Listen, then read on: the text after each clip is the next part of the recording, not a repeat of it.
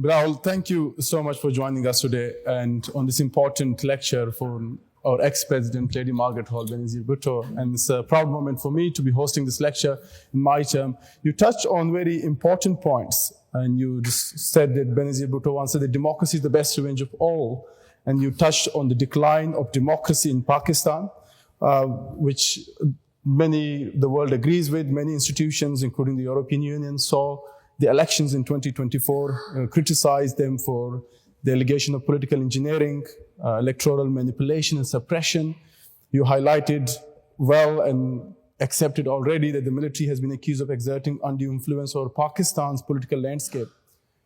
But there is also criticism that the Pakistan's People's Party that Benazir Bhutto once stood for these values has contributed to the weakening of democratic institutions, starting with the breaking of the Charter of Democracy that the Pakistan People's Party and the PMLN once pledged to, alongside the criticisms recently that you took a pivotal role in the 26th Amendment, that the judiciary has been more politicized, that the recent PICA laws, the Pakistan's Electronic Criminal Crime Act, was not really opposed. How do you respond to the criticism that you have contributed to the decline of democracy that once the Pakistan's People's Party fought for and stood for? I say what the Pakistan People's Party has always and will always continue to fight for democracy, whether it is our constitution, the subsequent rights, devolution, individual rights, labor rights,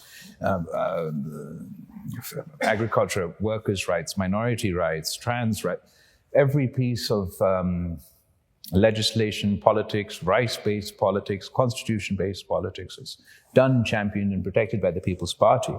Obviously, we welcome all criticism and we can always do better. But to say that we've contributed to the weakening of democracy in Pakistan, Pakistan's democracy is not the strongest at the moment, but we're not the only country facing this challenge.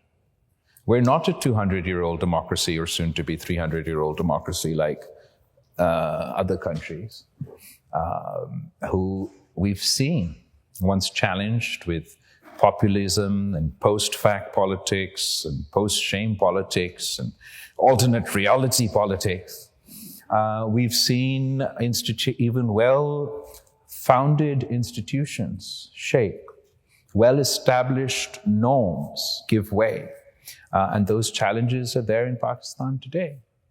As far as the 26th Amendment or PICA or any of the other, every single one of them, I think Pakistan People's Party has had a positive contribution to. As far as the 26th Amendment, okay, perhaps it's not exactly as I would have drafted, but it was a long-standing aim of the very Charter of Democracy that you referred to, that we were going to establish a constitutional court. But it was because the People's Party believed in dialogue and engagement and compromise and not enforcing your view despite having the votes, that we engaged with the opposition, with Maulana Fazlur Rahman, and came out with a compromise legislation. Similarly, with the PICA amendment, you can say it's not strong enough criticism. It depends on your opinion or how much you oppose or support the law. But the People's Party, as far as a parliamentary force, has been the only political party to consistently oppose this legislation.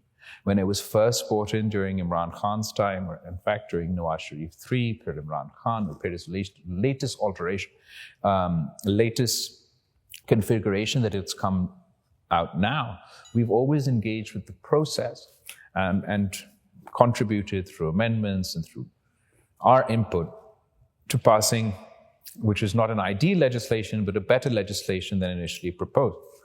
Particularly those criticizing the current PICA amendment, I would draw their attention to the original proposition, original proposed legislation, which had ridiculous things like 30 years in prisons for opposed and God knows what not.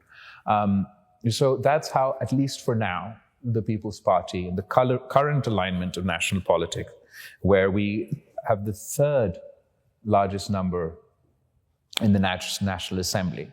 We may not be able to dictate our terms or impose our will on Parliament, but we do use our space to have a positive input, I believe.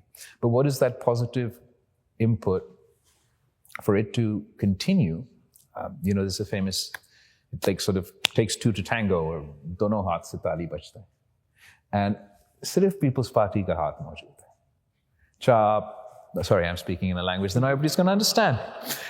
So I said it takes two to tango, but at the moment, it's only the People's Party who's willing to do that tango. If you look at our friends who sit on the government benches, they're not particularly inclined to further democratic space, constitutional space, the issue of human rights. And our friends who are sitting on the opposition, their track record is there for all to see. But even today, while according to them, they face the brunt of all this political repression and engineering, etc., they too are not willing to have a meaningful, rights-based, democracy-based, normative-based, institutional building-based conversation. And until we move away from that politics, we're stuck in the rut that we are now. You touched on very important points here. I think there's a lot to unpack, and I'll try my best as we move on. But one important issue, you talked about political victimization. Your party, not here, but in your speech, your party has been the receiving end of political victimization, state institutions used against, whether we saw in the Zulfikar Ali Bhutto, Shahid Mohtarma Bhutto, and continue on. One of the we have recently seen is the Pakistan Tehreek-e-Insaf facing the same, the Imran Khan incarcerated, the political activists being constantly put in jail, and more importantly, their supporters accuse current regime, and also they point towards the Pakistan People's Party as well to have been involved in not strongly opposing for the democratic principles, no matter how you disagree, for the democratic principle, and especially on the point of human rights. How do you respond to those criticisms, especially given that the same political tools are now used against them that were once used against the Pakistan People's Party and also PMLN? I think it's a funny and kind of sad, because absolutely, they've not only been used against the People's Party, they were founded to be used against the People's Party. Political victimization in Pakistan, which was called accountability, when either of these other parties are in power, was targeted at the People's Party. The reason these institutions were set up was to undo the electoral chances of the People's Party. And I'm not talking about, long forgotten history of Zulfikar Ali Bhutto or Benazir Bhutto. I'm talking about 2018, when Imran Khan was Prime Minister. In fact, as far as political victimization in Pakistan is concerned, or political engineering in Pakistan is concerned, lawfare and the weaponization of the judiciary is concerned, that has been a constant fact of Pakistani politics. No matter who has been Prime Minister or who has been in opposition, up until Benazir Bhutto was elected Prime Minister in 1988, and she freed all political prisoners in Pakistan, restored the freedom of the press, etc.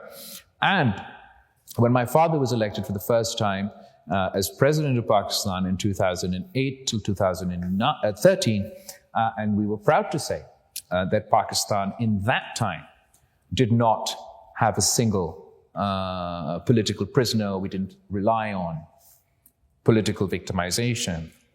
Those of us who are a student of history and politics will understand what a significant achievement it is for any body politic who has experienced this from 1947 up until 2008. That's just the way it works in Pakistan. And then, because of our Charter of Democracy, we managed to set up some norms, some democratic norms. Well, actually, you could disagree with each other, and it didn't mean you had to send each other to prison. We respected having differing opinions, and that was the space in which Pakistani democracy functioned without these tools. Obviously, that was roundly criticized by Mr. Khan. He then came into power, undid those norms, undid all the reforms that we had done to the National Accountability Bureau and all other institutions used to this end. In fact, he changed the prison manual So there's prison, there's A class, B class, C class, and if you've got a degree, you get a certain class, and if you were, because half of the politicians were in prison, so if you're a politician, you're also entitled to that class. And my father who spent a total of 14 years of his political life as a political prisoner in Pakistan without a conviction, was imprisoned anew under Mr. Khan's when he was prime minister. It's fair enough, everybody does it, I don't hold it against him. But he refused to even allow us a cooling box to keep my father's insulin in because he's a diabetic. He was personally involved from the PN's prime minister's office in ensuring not only that my father's sister was arrested on Eid night from the hospital bed, that Mr. Sharif's daughter was arrested. But I used to say at the time that he should pray that it's a Pakistan People's Party government that comes in next. Because we're the only ones, who say democracy is the best revenge. And despite the fact that you've tortured us, thrown us into prison, killed us workers, we won't do the same to you. Nobody else is like that. And what he's facing today is not just accidentally of his making. He's literally ripped up the change manual. Now he gets access to a exercise bike and other things from the courts that people didn't in his time. I would like to see a world where actually nobody goes to prison. And we get to do our politics and agree to disagree and go to our parliament like you guys debate here at the chamber.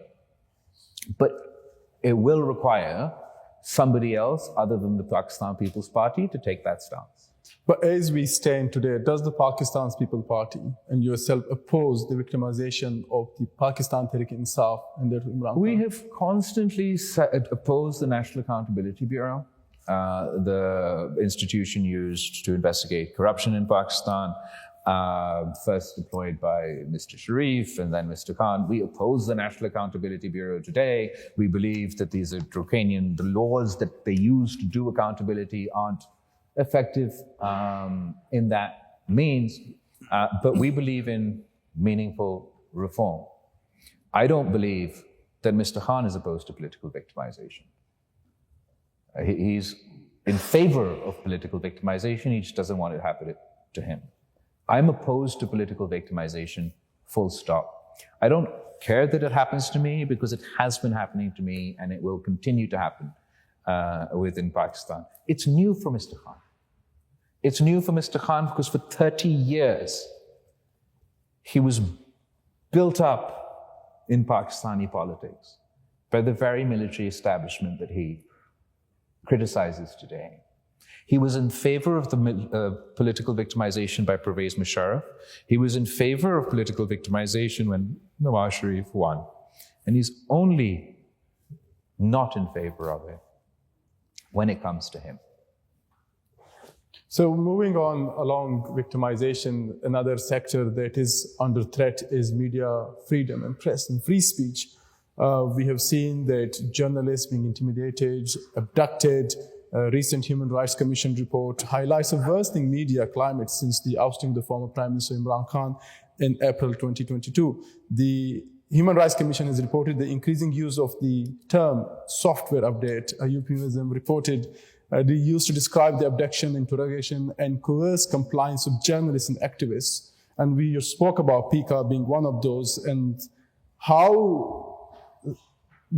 what role can the Pakistan's People's Party play in this climate to advocate for a Pakistan where there is more press freedom and the right to free speech, especially in light of social media where young people want to voice and channel their voices to social media and they're being suppressed? So I have a couple of thoughts on this. First of all, as far as Pakistan's free press journey has been concerned, you can compare each and every one of the Pakistan People's Party ruled terms in power now. It's a part of history to Mr. Khan's term or Mr. Sharif's term, and we stand out.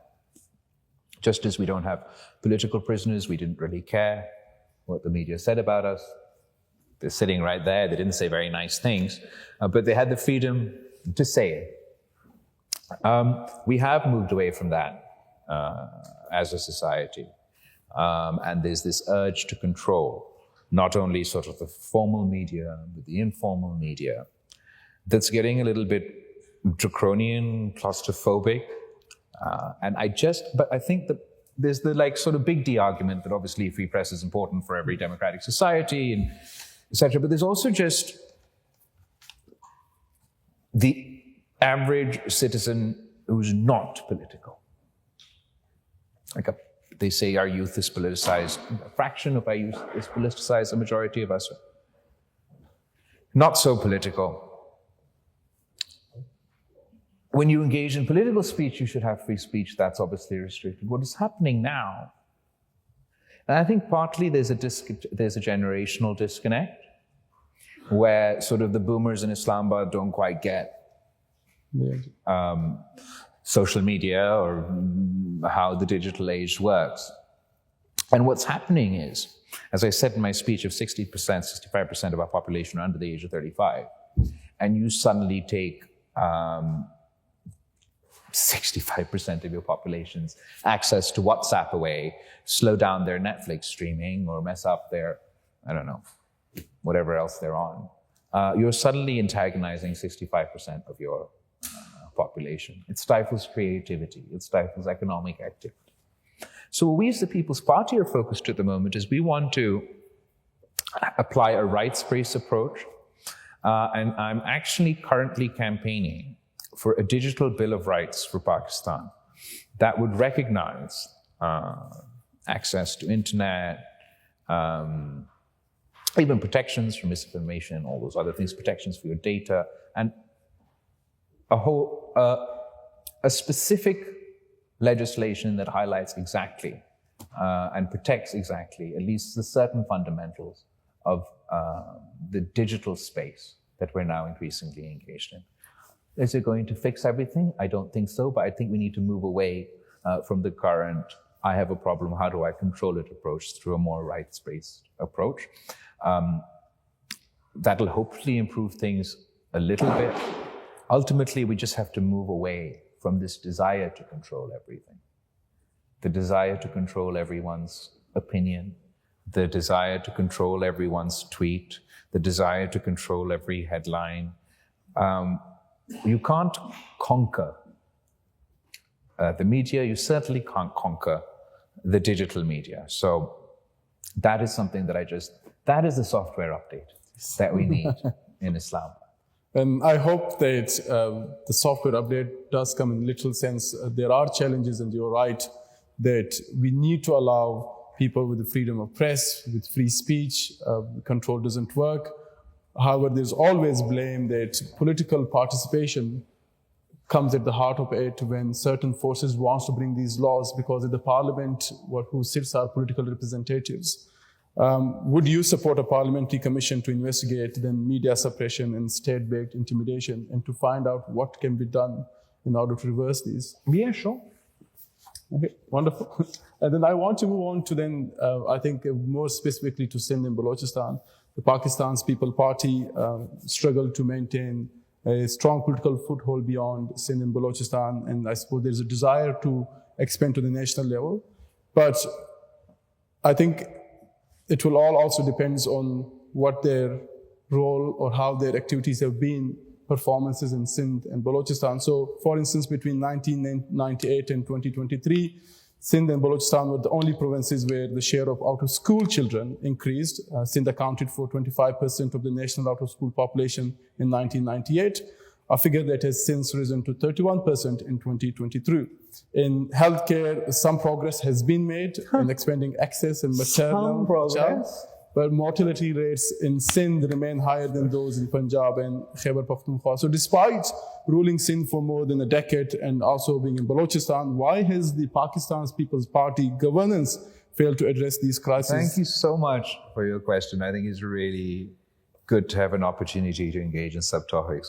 First, I think it's laughable to say that healthcare is only slightly improved in the province of Sindh. Since the Pakistan People's Party took over in 2008 up until today, we've improved access to not only to the standard of healthcare, to the quality of healthcare, we've also ensured it's free. at the point of contact for all citizens. We've taken, one example is what used to be the national NICVD, the National Cardiovascular Hospital in Karachi, and before devolution was a federal program that ran on donations. And we've built it into a formidable institution that is now the largest network of cardiac healthcare on the planet that provides free of cost healthcare. I mean, you have a heart attack, you can get free treatment at a hospital in every district of the province of Sindh.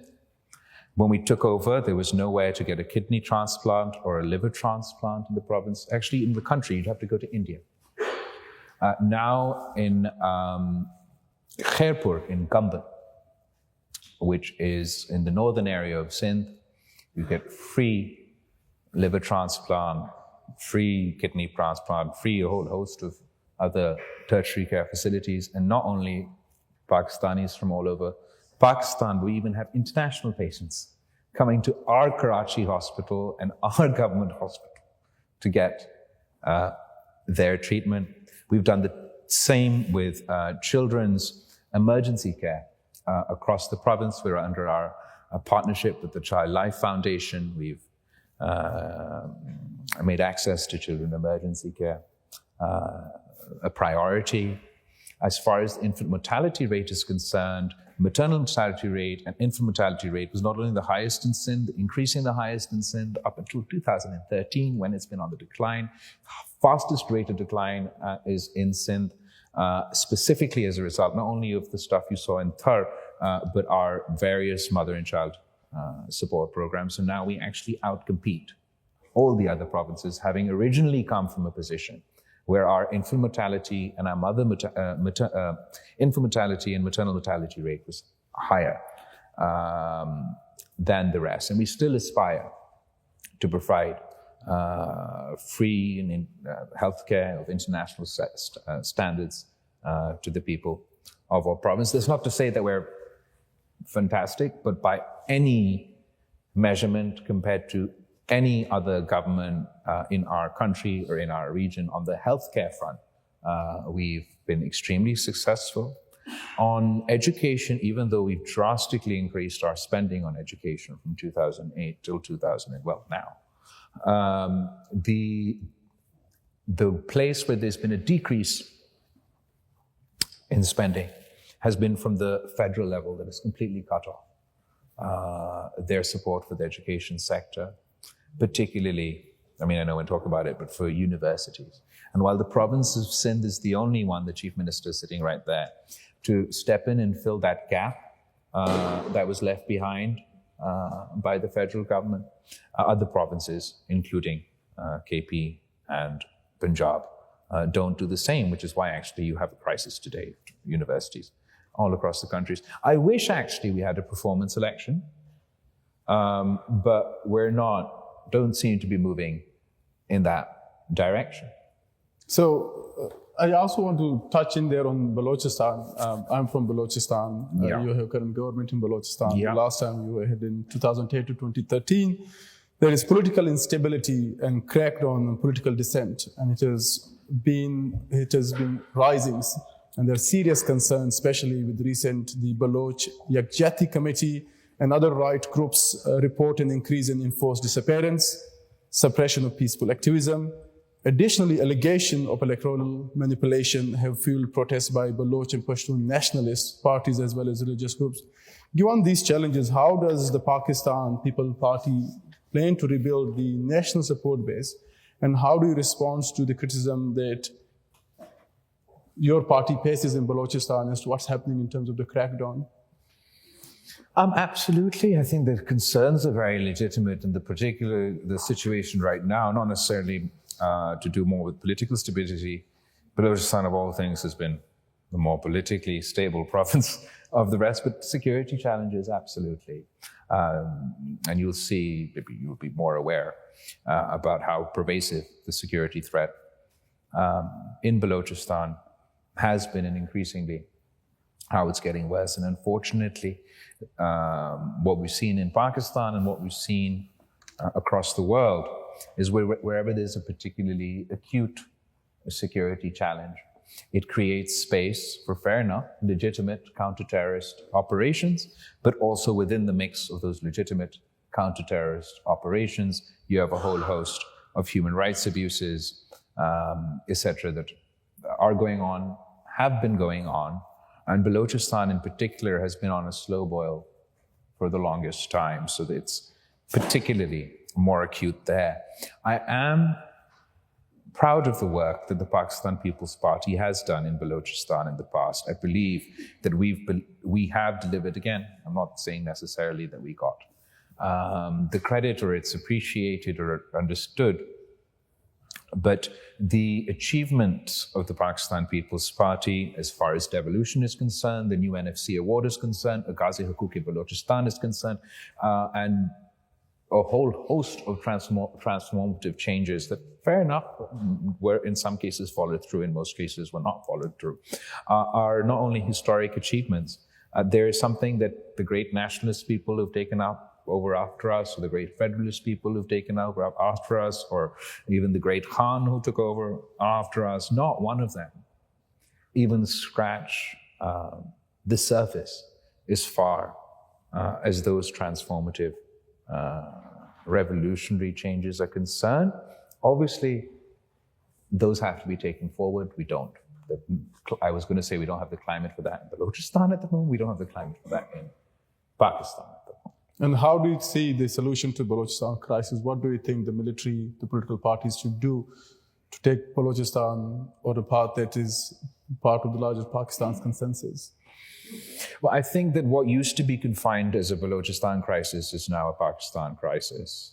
And in fact, it's not even a Pakistan crisis, it's an international crisis. I used to think, when we were going through, back to the topic, through the 90s and sort of my mother's struggle with democracy and control democracy at the time, that eventually democracy wins, right? The good guys win at the end of the day. So Pakistan was meant to become more like other great democracies of the world, like the United States, the United Kingdom. It turns out the rest of the world is becoming a little bit more like us. And so, how do you solve the Balochistan crisis, the Pakistan crisis? Is it a democracy crisis? We've lost, I think politicians everywhere need to understand that the reason that the populist has no solutions and aren't actually dealing with the general issues are cutting across those who claim to represent those real issues is there is a massive disconnect. I have my own theories for the disconnect in Pakistan, and there's a disconnect in the rest of the world between the population and those in power. In Pakistan, I believe that a large part of it is a demographic disconnect. We have 60, 70, 80-year-olds taking all the decisions at every policy forum, at every institutional forum. And 65% of the population is under the age of 35. You don't understand where they're thinking, you're thinking 5 years, they're thinking 30 years. And you see that discrepancy then in your climate policy, in your education policy, in your health policy, in your CT policy, in your digital policy. I mean, you're a young leader, but how do you create a space for youth in Pakistan? Fair enough. Okay, fine. I'm young and I wouldn't at least pretend to be able to connect on everything with everyone. But I do find myself in rooms and cabinet or in parliament or in meetings and spaces where I'm just talking to people from another world. I mean, I don't know how to convey, especially a lot of this digital stuff, especially the sort of this idea behind like a great firewall. Okay, so on like I ideally don't Like, we don't want a firewall.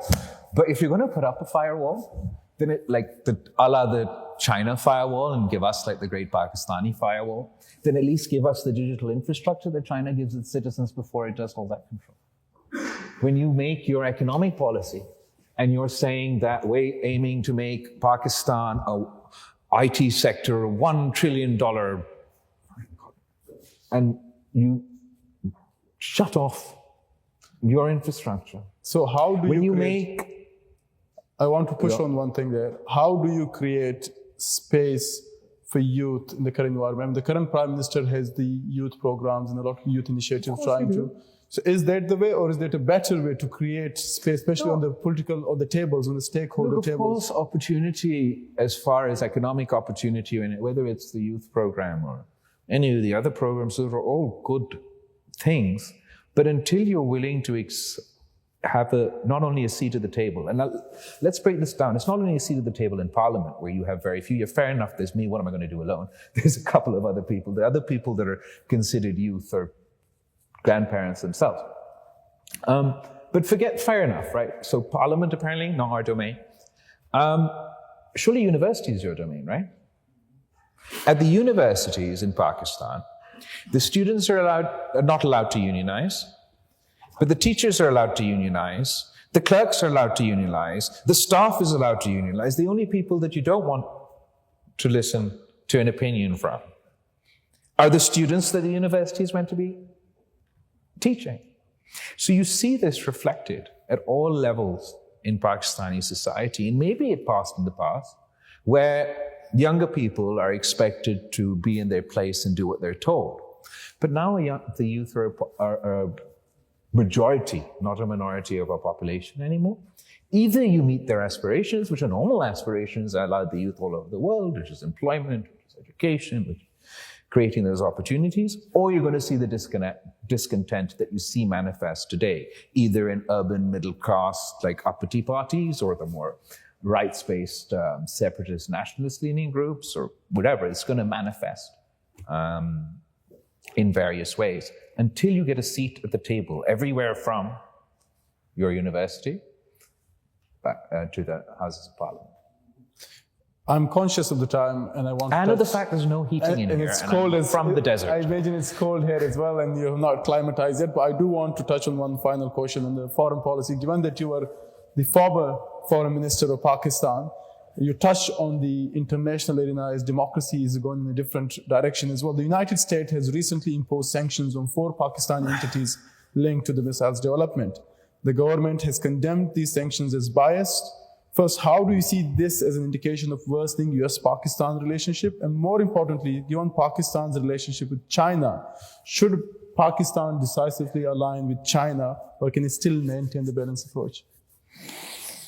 As far as the sanctions are concerned, for the US, the sanctions are like candy. They hand them out to everybody. And yeah, it's concerning that Pakistan's missile program has recently been sanctioned by the United States. The government is obviously engaged with conversations with them. But I'm really sort of, on this whole nuclear weapons, missiles, just weaponry by and large, I'm really sort of struck at the hypocrisy of the world. Like, what's the rule? What are the rules that allow you to be entitled to a nuclear weapon and not entitled to a nuclear weapon? What are the rules that entitle you to a missile and not entitle you to a missile? Like, every American's right to bear arms is entitled. Is it like in that way every Western country or every white country are allowed nuclear weapons or weapons at large and the rest of us aren't? Pakistan's nuclear weapon is not an aggressive nuclear weapon. We do not seek to build a Riviera anywhere or occupy any Greenland. Okay? We don't have an expansionist foreign policy to take over the Panama Canal or conquer Canada. Our nukes are only for our self-defense. They were made after India made their weapons. They were tested after India tested their weapons. Unlike India, we haven't accidentally shot a nuclear-armed ballistic missile into our neighbor's territory and said, oops.